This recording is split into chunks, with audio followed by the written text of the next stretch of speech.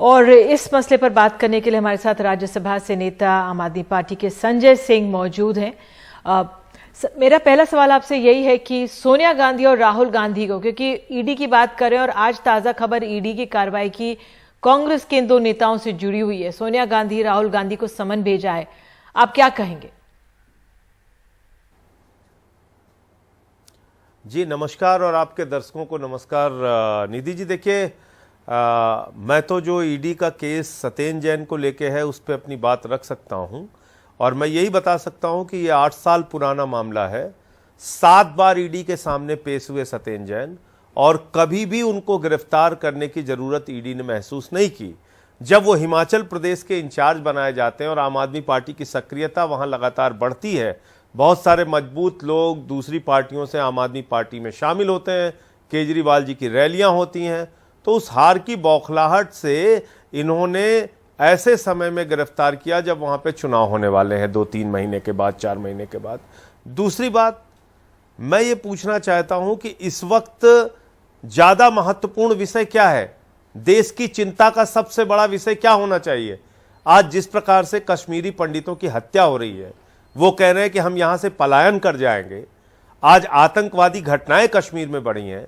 पूरी कैबिनेट को और केंद्रीय मंत्रियों को चिंता होनी चाहिए कि कश्मीरी पंडितों को सुरक्षा कैसे दे सकते हैं।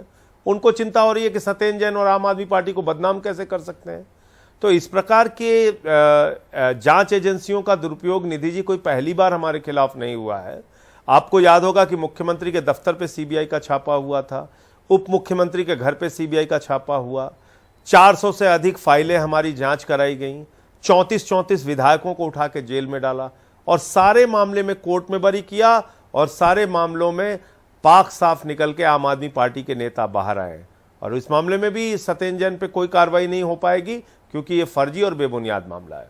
ठीक है, लेकिन जो केंद्रीय मंत्री है स्मृति ईरानी, उन्होंने सत्येंद्र जैन को बताया काले धन का मालिक। पूछा है कि देश के गद्दार को क्यों बचा रहे हैं अरविंद केजरीवाल। तो जो आम आदमी पार्टी की भ्रष्टाचार के विरोध में वो खड़ी दिखती है, पंजाब के मंत्री सिंगला को आपने हटाया हाल में, तो इस छवि को ठेस नहीं पहुंचती क्या? एकदम नहीं, क्योंकि इस देश के लोगों ने देखा है कि किस तरह से मुख्यमंत्री अरविंद केजरीवाल जी के दफ्तर पे झूठे सीबीआई के छापे मारे गए थे। इस देश के लोगों ने देखा है कि किस तरह से मनीष सिसोदिया के घर पे सीबीआई के छापे मारे गए, 34 विधायकों को पकड़ के जेल में डाला, बाद में उनको कोर्ट ने बरी किया। तो ये सारा देश जानता है इन घटनाओं को।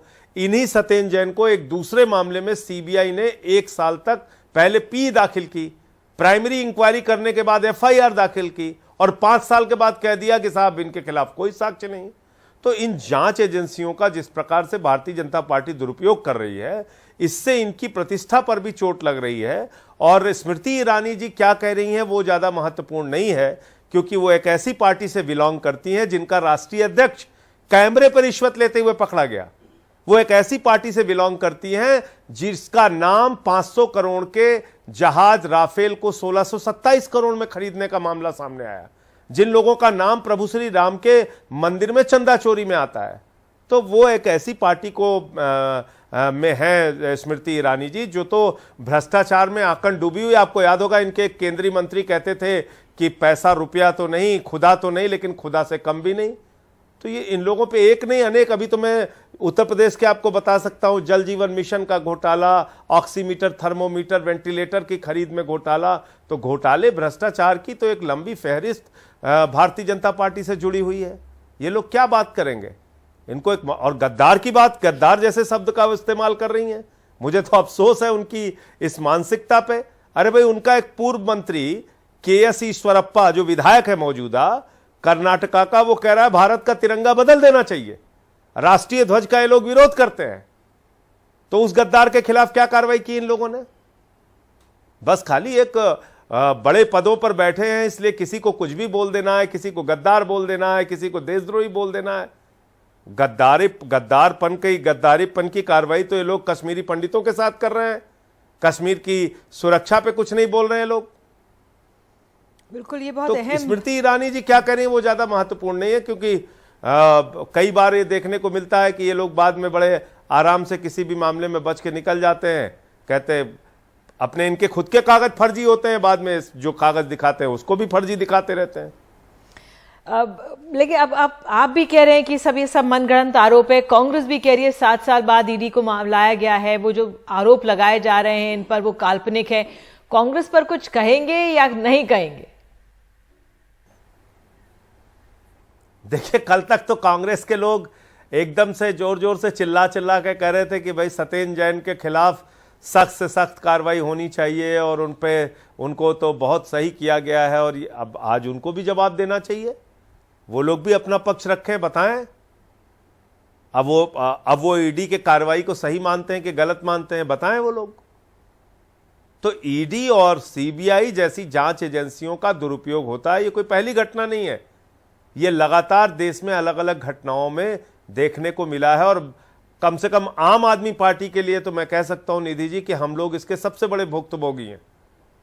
उत्तर प्रदेश में मेरे खिलाफ 23 मुकदमे हुए, एक दिन में 9 एफआईआर किया आदित्यनाथ जी की सरकार ने, राष्ट्रद्रोह का मुकदमा लगाया। तो इनके पास सत्ता है, ताकत है, उसका दुरुपयोग करते हैं। तो जो ये कांग्रेस के नेताओं पर कार्रवाई हो रही है, राजनीति से प्रेरित है या जांच है? आखिरी सवाल।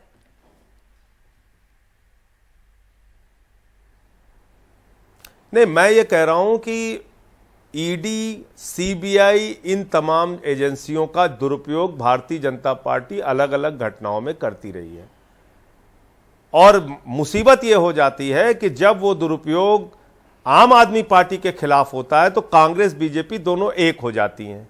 वो एक स्वर में चिल्लाने लगती हैं, हाँ इन पे कार्रवाई करो, इन पे कार्रवाई करो। आज कांग्रेस पार्टी पर भी ये ईडी की कार्रवाई होने जा रही है, राहुल गांधी और सोनिया गांधी पर उनको भी नोटिस मिली है। तो कांग्रेस पता है अपना पक्ष रखे। सत्येंद्र जैन की कार्रवाई को आप सही मानेंगे और राहुल गांधी और सोनिया गांधी की कार्रवाई को आप गलत मानेंगे, तो ये दोहरा मापदंड नहीं चल सकता ना। आप अपना पक्ष रखिए, बताइए कि आपके साथ क्या गलत हो रहा है, सही हो रहा है। मैं तो बता रहा हूं आपको, 8 साल में 7 बार बुलाया उनको, और बार बार कभी उनको गिरफ्तार करने की जरूरत महसूस नहीं हुई। अचानक जब चुनाव आया तो गिरफ्तार कर रहे हैं। और आज जब कैबिनेट मंत्री को चिंता होनी चाहिए, भारत की सरकार को चिंता होनी चाहिए, मोदी जी को चिंता होनी चाहिए कश्मीरी पंडितों की सुरक्षा की, तो वो चिंता कर रहे हैं सत्येंद्र जैन को कैसे बदनाम करेंगे और आम आदमी पार्टी को कैसे बदनाम करेंगे। तो ये बड़ी अफसोसजनक बात है। आज कश्मीरी पंडित कह रहे हैं कि हम पलायन कर जाएंगे। आप सोचिए, ये कोई मामूली बात है क्या? आप बताइए कि कल तक ये लोग कश्मीरी फाइल्स फिल्म के लिए पूरे देश में रोते रोते घूम रहे थे, आज उनकी हत्याएं हो रही हैं, तो आप उस पर नहीं बोलेंगे, उस पर आवाज नहीं उठाएंगे आप लोग?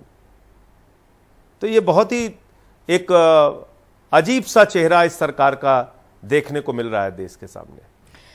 संजय, आप हमारे साथ जुड़े इसके लिए बहुत बहुत शुक्रिया। और बौखलाहट आम आदमी पार्टी की, कांग्रेस की साफ नजर आ रही है, और जो ये बीजेपी पर आरोप लग रहे हैं कि क्या जो हमारे संस्थान है उनका दुरुपयोग हो रहा है, ये एक विपक्ष एक बड़ा सवाल खड़ा कर रहा है। लेकिन विपक्ष एकजुट नहीं है, क्योंकि ना कांग्रेस आपके समर्थन में दिख रही है, ना आप कांग्रेस के समर्थन में दिख रहा है, क्योंकि ये ईडी की कार्रवाई दोनों पर हो रही है, और ये पेचीदगियां हैं जो राजनीति में बरकरार रहती हैं।